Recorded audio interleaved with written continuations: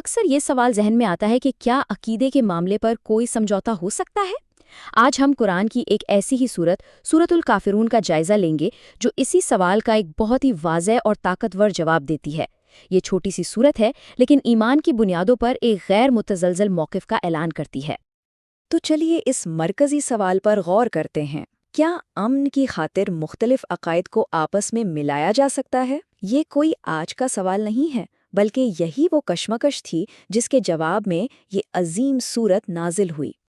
تو آئیے اس سورت کے نزول کا پس منظر سمجھتے ہیں۔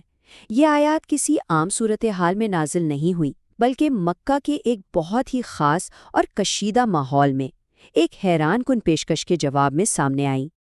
اس وقت مکہ کا ماحول سمجھیں کہ اسلام کے نئے پیغام اور قریش کی صدیوں پرانی بت پرستی کے درمیان ایک نظریاتی میدان جنگ بنا ہوا تھا۔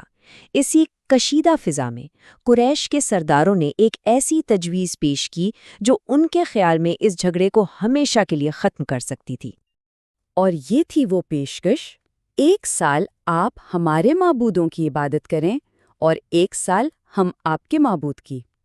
اب بظاہر تو یہ امن کا ایک بہترین فارمولا لگتا تھا، ہے نا؟ ایک ایسی ڈیل جو دونوں فریقین کو مطمئن کر سکتی تھی۔ لیکن سوال یہ ہے کہ کیا توحید کے عقیدے کی بنیاد پر ایسا کوئی سمجھوتا ممکن تھا؟ اس حساس معاملے پر نبی اکرم صلی اللہ علیہ وسلم نے اپنی ذاتی رائے کا اظہار نہیں کیا، بلکہ اس کا جواب سیدھا آسمان سے وحی کی صورت میں نازل ہوا۔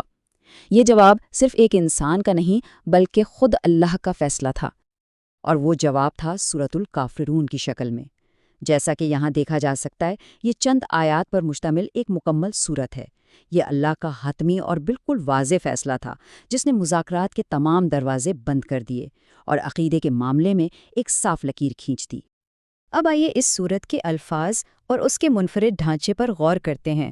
یہ سورت جس انداز میں اپنی بات کہتی ہے، وہ خود اس کے پیغام کو مزید مضبوط کرتا ہے اور عبادت کے معاملے میں ہر سمجھوتے کے امکان کو جڑ سے اکھاڑ دیتا ہے۔ سورت کا آغاز ہی ایک ایسے طاقتور اعلان سے ہوتا ہے جو توحید یعنی ایک اللہ کی عبادت اور شرک یعنی اللہ کے ساتھ کسی کو شریک ٹھہرانے کے درمیان کوئی درمیانی راستہ نہیں چھوڑتا۔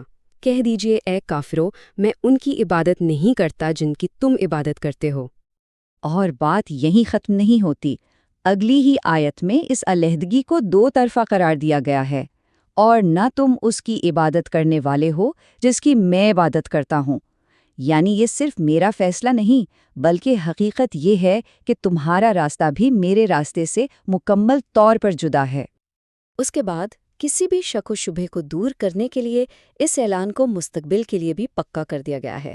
یہ صرف آج کی بات نہیں بلکہ ایک ابدی اصول ہے۔ اور نہ میں کبھی اس کی عبادت کروں گا جس کی تم نے عبادت کی ہے۔ اچھا، اب یہ سوال ذہن میں آ سکتا ہے کہ یہ تکرار کیوں ہے؟ جیسا کہ مفسرین وضاحت کرتے ہیں، یہ صرف الفاظ کا دہرانا نہیں ہے۔